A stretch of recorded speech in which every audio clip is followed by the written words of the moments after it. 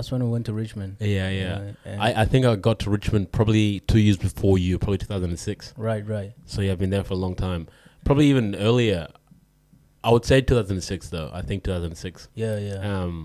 But yeah, I enjoyed Richmond. You know, Richmond was hilarious, man. And one thing I realized as well is I think we were the first African generation in Richmond. Like for us, I think the males, like there weren't any other African males around. It was us. We were the first. Ones. And now we've got our younger siblings. My younger brother's growing up there in Richmond now, and you know there's younger people. But I'm pretty sure we were the first. I could be wrong, but I'm pretty sure. You're absolutely right. I think we are. We were. We never really had older people to look up to. Yeah. There was nobody there. Yeah. You know, of course there was like. Of course we had like E-Man and everything, but he's still part of our generation. Yeah. He came the same time around when we came. Yeah. But he was just older when he came there. But we were like, and it was in our group. Absolutely. So we were definitely the first. We were the first generation there. Yeah.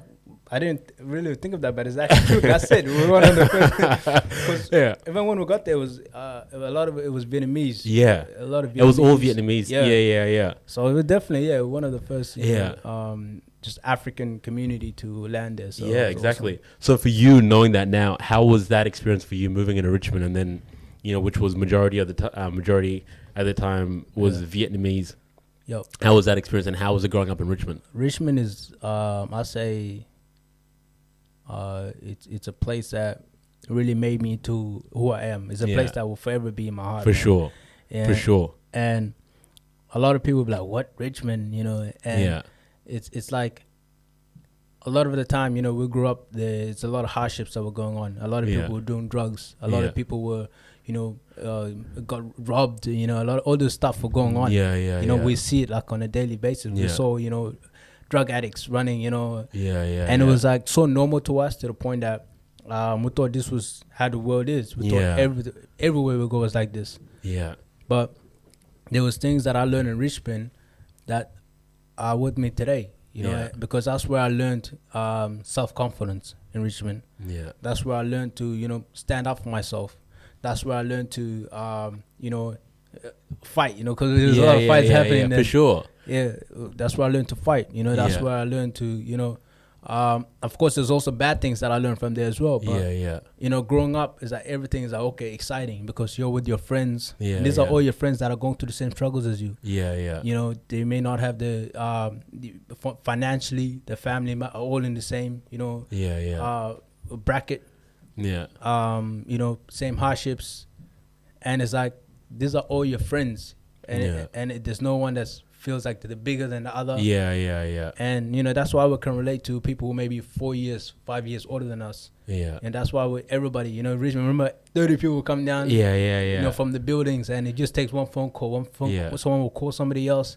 We didn't have phones. We had to go and type the building number or whatever, you know? And, you know, within 10, 15 minutes, everybody was downstairs. And it was like one of the craziest experiences, you know. Man, I loved that whole connection of the youth that were there. We were, and it's funny now because, like, there were so many kids, different emotions, different backgrounds, you know, just everything was different, but the way we made it work was cool. And I think it's just so cool that we just learned from each other. I think mostly that's what that kind of kept us going, is we finally realized that in order to survive, we have to just learn from each other. And adapt to what's happening. Exactly, man.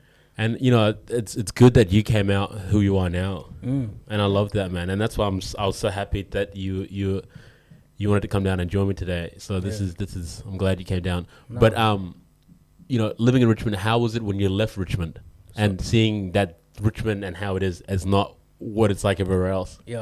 So really, like when I was in Richmond. Of course, everybody's, you know, is like knows each other. You know, there's different level of banter. It's a different kind of culture in Richmond. Or even if you go to Richmond, to Collingwood, to Fitzroy, it's the same kind of culture there.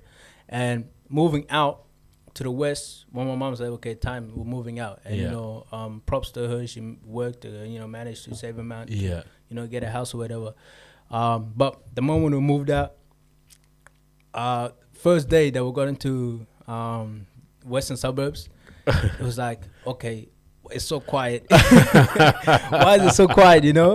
Because it's like a lot of it was farms. It was just a lot of old people. There was no culture. It just felt dead. And of course we got there around 6, 7. Yeah. In the morning, me and my brother decided, okay, let's go. Look for the groups. Where's everybody? Like it was like in Richmond. Like it was in Richmond. That's legit our mentality. Like, okay, let's go. Maybe the basketball court. Everybody be at the basketball court. There's black people here. So go to the park, nobody. To the park, nobody. They were like, where the hell are we at? And then we meet we meet some black people, but then there wasn't like us. We didn't feel that level of connection with them. And it just goes to show that being raised in a certain environment, all that culture and environment stays within you. And once we were there, honestly, personally for me, that 2 years was very, very hard for me. It was very, very, very hard for me. What made it hard? Because I couldn't really relate with anybody in that area that we were living at. And so what was this again exactly? It was in Tani. So we lived in Tani at that time. And now it's filled with a lot of black Sudanese everywhere, every corner. But it's like back then it was nobody. It was just white people. No offense to white people, whatever. But it's like it was so hard to connect with with them and the different type of people that were there at the time. So it was very hard in the aspect of you go outside. You can't really do much. You can go play basketball, but everything just felt dead because you're craving the same energy or the same excitement that you got from Richmond, from your friends who you fight on a daily basis. So I was craving that, but because I couldn't get that, I fell into a short term of depression. And it's like I just go to school, come back, and I just sit in my room. I just go and watch TV, watch a movie or whatever. I never really got to go outside. I didn't really go outside at all for that first year, 2 years. Just go to school, come back, soccer, school, come back, soccer. That's it. I didn't get a chance to. I didn't even go outside, try and interact with new people. Because it was like, okay, well, I'm not gonna relate to these people. What's the point of talking to them? So I fell into a short, level of depression. And then slowly, a lot of people that I can relate to, or maybe I started growing. And. What was it like in high school though? Was it the same? Same, bro. But then in high school, I said there was a lot of friends there, a lot of people, soccer mates, whatnot. That made it easier for me. It was like of course soccer is one language. Just kick the ball and everybody really knows. So I was able to make friends playing soccer. But it's just I didn't feel that level of. It didn't feel the same as it was.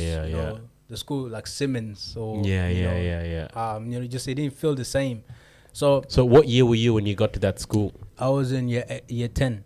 Okay. So I left Simmons in year 9 and got there in year 10. And it was the same thing too. It's like when I got to the school, I was looking for in Simmons. Everybody knows where the black people is. It's like everybody's looking for the vibe. And the vibe. And Simmons as well. I think most of the people that went there, or a lot of people from where we were in Richmond either went to Simmons, Hawthorne, or with the school that I went to, which was CBC. Other schools definitely, but majority of the people went to Simmons because I think it was closer. It was the closest school at the time. It was it was like near Victoria Market. So that's really close to Richmond. It was like a Catholic school too. And remember, Footscray, Friday night. Friday night schools. So that lady Margaret, she got a lot of the kids from the area to go to Simmons. That's how we got connected to Simmons. So a lot of people from the area got connected to Simmons by her. That's why everybody from the neighborhood, a lot of people from Richmond were there. And also got a chance to meet a lot of people from Flemington, from Ascot Vale, same people from who that same environment.